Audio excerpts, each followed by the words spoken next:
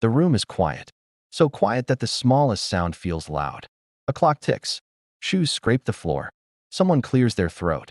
Behind a thick wall of glass, witnesses sit still, their hands folded, their eyes fixed forward. In the center of the room is a man strapped to a gurney. His name will matter later. What happens next will shock the entire country. But right now, no one in this room knows that yet. They believe this will be routine, calm, controlled, over in minutes. They are wrong. Backhand index pointing right before we go any further. Subscribe now if you want documentaries that uncover the real stories hidden behind headlines. And while you're here, tell me in the comments, do you think the death penalty can ever be carried out without controversy? The man on the gurney breathes slowly. A thin foreline runs into his arm, or at least it's supposed to. Behind the glass are lawyers, reporters, and family members. Some are here for justice. Some are here for closure. Some are here because they believe this execution should never happen at all. The state says everything is ready. The drugs are prepared. The protocol has been approved. The law has spoken.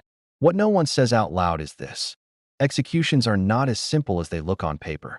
And tonight, the system is about to crack.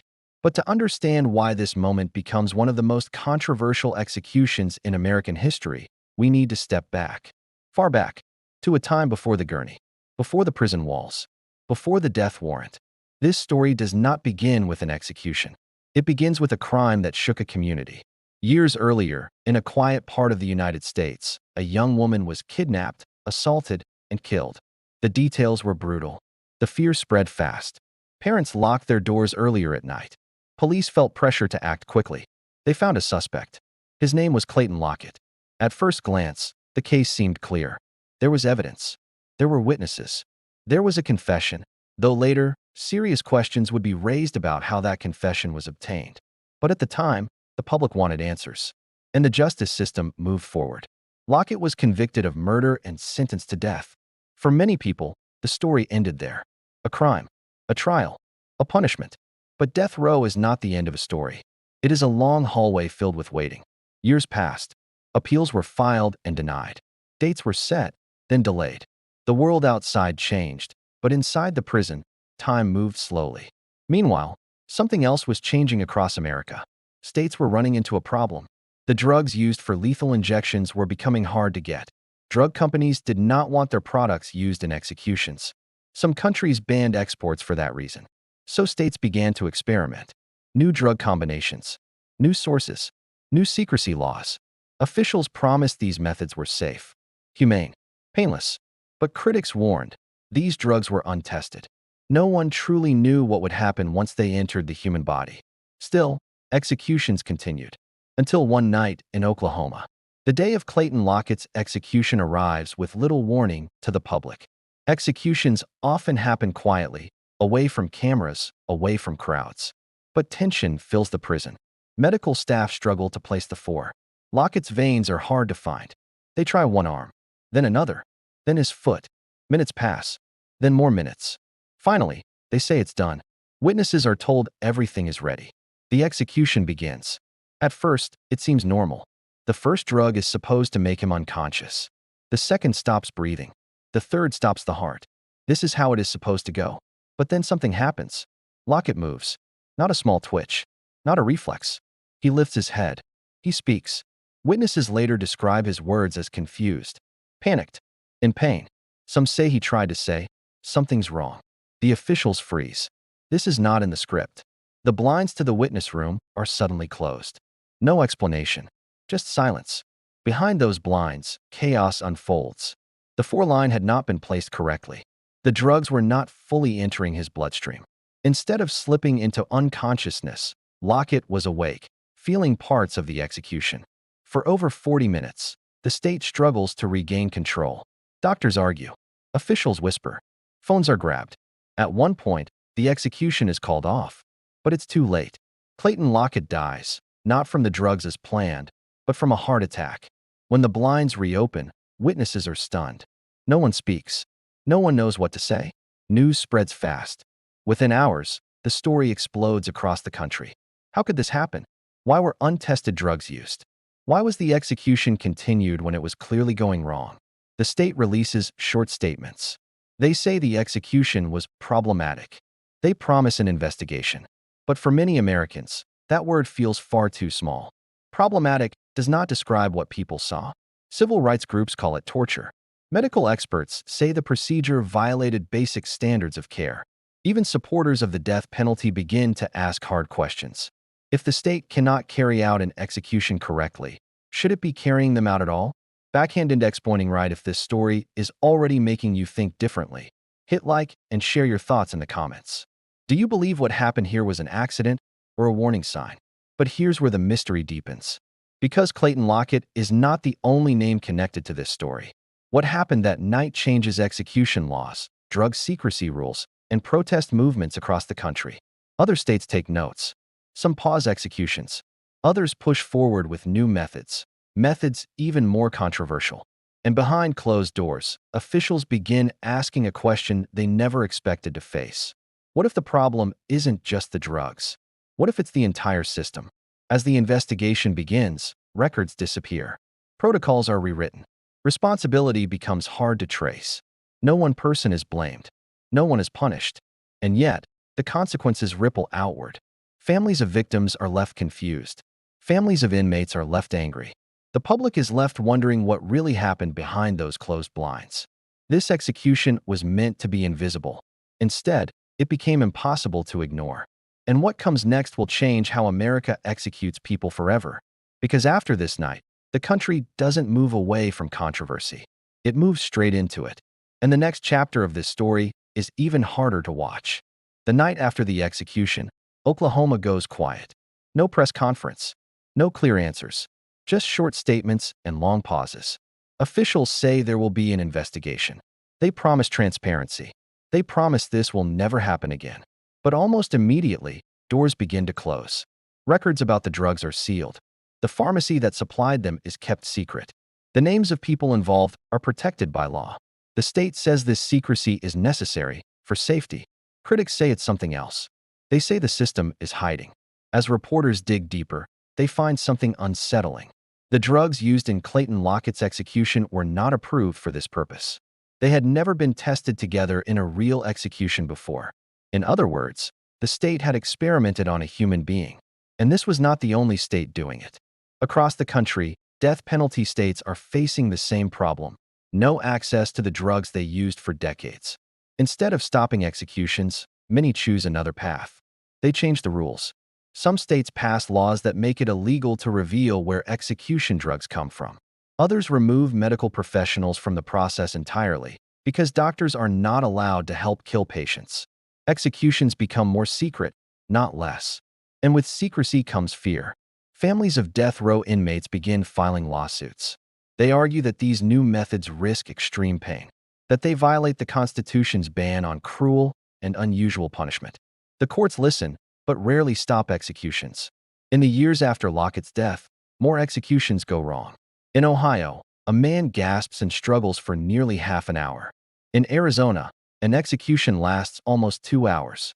In Alabama, witnesses describe an inmate shaking and breathing heavily long after he should have been unconscious.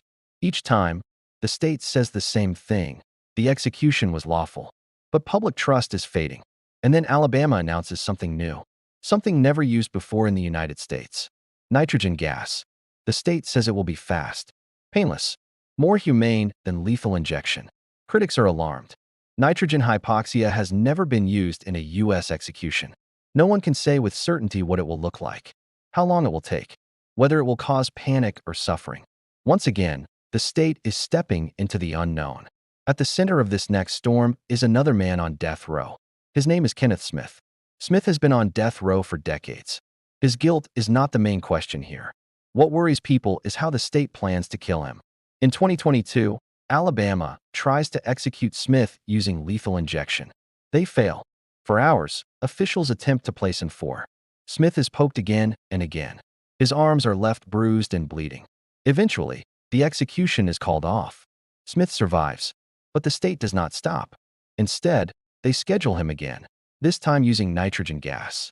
Smith's lawyers argue that the state should not get a second chance, that what happened already was cruel, that using a brand new method now would turn him into a test subject. The courts disagree. In January 2024, Alabama carries out the first nitrogen gas execution in American history. Witnesses describe Smith shaking violently. His body jerks. His breathing sounds loud and uneven. Minutes pass, then more minutes. Officials later say the execution was successful. Doctors watching from outside say the visible reactions raise serious concerns. Once again, America is divided. Supporters say the law was followed. Opponents say the suffering was obvious. And just like before, the most important moments happen behind closed doors. Backhand index pointing right if you're still watching. Pause for a second and comment below. Should states be allowed to use new execution methods that have never been tested before? By now, a pattern is impossible to ignore. Every time an execution goes wrong, the response is the same. Tighten secrecy, change protocols, move forward. No one admits failure. No one slows down. But the public memory grows. Clayton Lockett's name becomes a reference point. Lawyers cite his execution in court.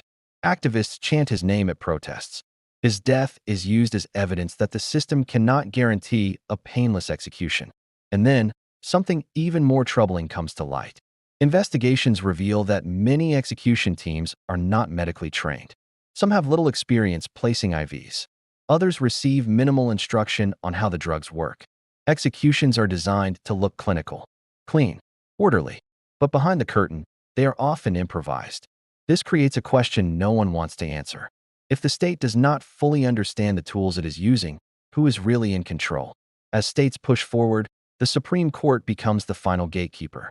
In several cases, justices acknowledge that executions may involve pain, but rule that the Constitution does not require them to be painless. Only not too painful. What too painful means is never clearly defined, and so the line keeps moving. Meanwhile, families on both sides are left in limbo. Families of victims wait years, sometimes decades, for executions that are delayed again and again. Families of inmates live with constant uncertainty, knowing a date can appear with little warning. And the public watches, unsure what justice is supposed to look like anymore. By the time the dust settles, one thing is clear: Clayton Lockett's execution did not end a controversy. It started one. It forced America to look at something it had tried very hard not to see. That executions are not moments. They are processes. And when those processes fail, the consequences do not stay inside prison walls. They spread. In the next part of this story, we will look at what happens when the system begins to lose confidence, not just from the public, but from inside itself. Because the most dangerous question is no longer how executions are done. It is whether the system can keep pretending it knows what it's doing at all. Inside prisons, something begins to change. It is not loud. There are no announcements. No one admits it publicly. But wardens start delaying dates. States quietly pause executions. Some officials ask to be reassigned. The system is still moving forward, but now it hesitates. Behind closed doors, people who work inside the death penalty system begin to speak in ways they never have before. Not on cameras, not in courtrooms, but in private emails, private meetings, private doubts. Some prison staff say they are not trained well enough. Others admit they do not fully understand the drugs they are ordered to use. A few say they are terrified of being the person who causes another execution to go wrong. One execution team member later says something chilling: "We were told not to ask questions." At the same time, defense lawyers uncover more details about what happened in Oklahoma the night Clayton Lockett died. The foreline that failed was placed in his groin area. This is risky even in a hospital, especially without imaging equipment.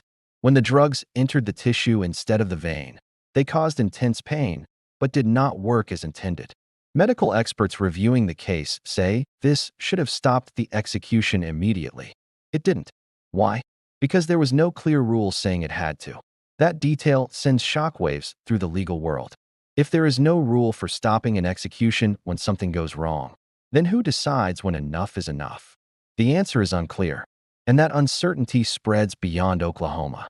In state after state, lawyers challenge execution protocols. They request drug details. They ask for training records. They demand to know who is involved and how decisions are made. Often, they are denied. Judges rule that secrecy laws protect this information. States argue that revealing it could endanger drug suppliers or staff. Critics respond with a simple question: if the system is humane, why does it need to hide? As trust continues to fall, another issue rises to the surface, one even more disturbing: innocence. Over the past decades, more than 190 people sentenced to death in the United States have been exonerated. Some were freed because of DNA evidence, others because witnesses lied, some because police or prosecutors withheld evidence. Every exoneration raises the same question: how close did we come to killing an innocent person? In some cases, the answer is terrifyingly close. Men have been freed just days before execution, others only after years on death row, and some were never freed at all. Researchers and journalists begin re-examining old cases. They look for patterns: rushed trials, weak defense lawyers, questionable confessions. They find them again and again. The public starts to realize something important. The death penalty does not only depend on guilt. It depends on resources, on the quality of a lawyer, on the county where the trial happens, on the race of the defendant and the victim. Two similar crimes can lead to completely different outcomes. Life in one case, death in another. This realization makes every execution feel heavier. Because if the system can be wrong sometimes, how can it be trusted to be final? Even some judges begin to speak out. A few write opinions saying they are troubled by the lack of transparency. Others say they feel bound by precedent, even when they are uncomfortable with the result. One judge writes that the death penalty system is deeply flawed, but still allows an execution to move forward because the law requires it. That sentence sticks. Deeply flawed. Not broken enough to stop. Not trusted enough to defend. Just flawed. As pressure grows, states react in different ways. Some move toward abolition. Others place official moratoriums on executions. They say they need time to study the system. But some states do the opposite. They speed up. They pass laws to shorten appeals. They schedule executions faster. They argue that delays are cruel to victims' families. In this rush, the risk increases. Fewer checks, less time, more pressure. And then, a quiet but powerful shift begins to happen in public opinion.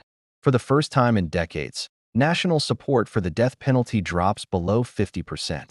People are not all becoming opposed to punishment.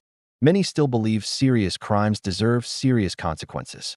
But they are losing faith in the process. They no longer believe the system can guarantee fairness, or humanity, or accuracy.